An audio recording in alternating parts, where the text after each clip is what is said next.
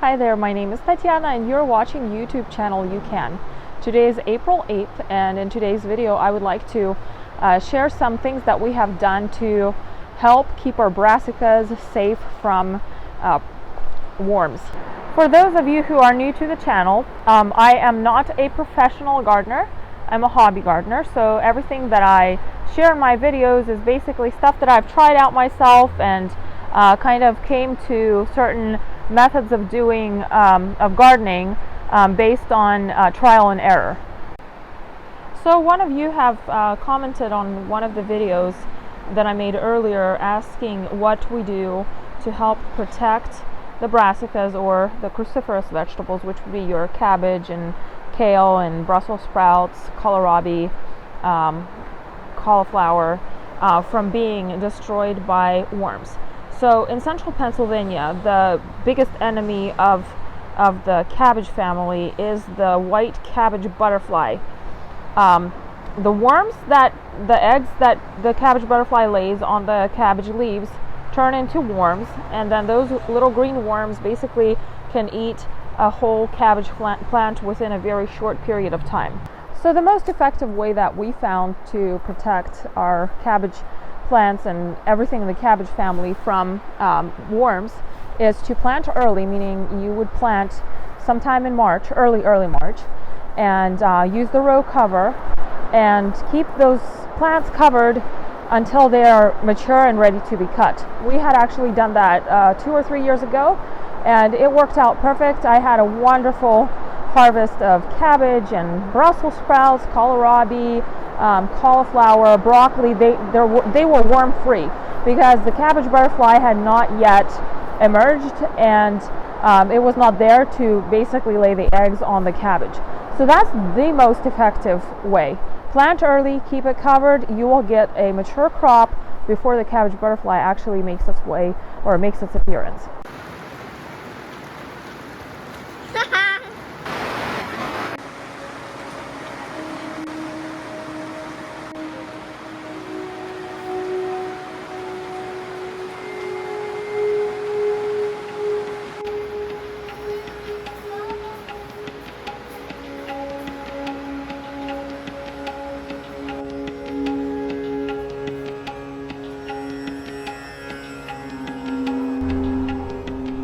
So I have this hoop house that I made and I have cabbage planted inside, and I will basically keep it covered until it's mature enough to cut.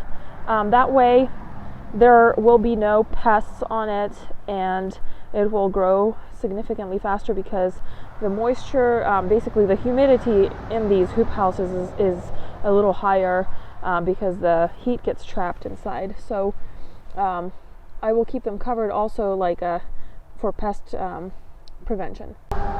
So another thing that we try to reduce the attack of the cabbage butterfly on the Brassica family was to do companion planting, which I had read quite a bit of literature about companion planting, and the top most recommended thing to do was to plant marigolds in between cabbage plants, and supposedly the smell of marigolds is going to deter rabbits and the cabbage butterfly.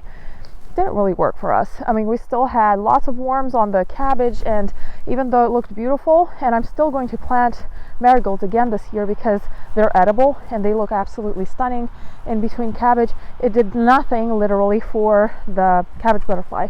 We still had lots of cabbage butterflies and lots of green disgusting worms. Alright, so another thing that is recommended for organic gardening is sprinkling diatomaceous earth on cabbage plants. That works to an extent, but there's one thing to consider. A lot of times the cabbage butterfly worms are on the underneath side of the cabbage leaves, so when you're sprinkling the diatomaceous earth, you're basically sprinkling on top, and that's where it's staying. You can't really get the undersides, and that's where the worms are. So it does basically, what I read is that the microscopic particles or the dust particles of the diatomaceous earth have very sharp pointed edges, and they basically cut the worm's body and it dies. So it is semi-effective but not 100% effective. Alright, so the last thing that we tried was pyrethrin. So if you do go with that option, you want to make sure that it says for organic gardening, because pyrethrin that doesn't have that on it has other stuff mixed into it that isn't considered to be safe or organic gardening. So basically pyrethrin is a super extract of a chrysanthemum. I think it's either an African daisy or from the chrysanthemum family. And what it basically does, it attacks the breathing system of the insect, and basically it suffocates. But there's one thing about pyrethrin that you want to take into consideration is after it rains you have to reapply it, because it does get washed off.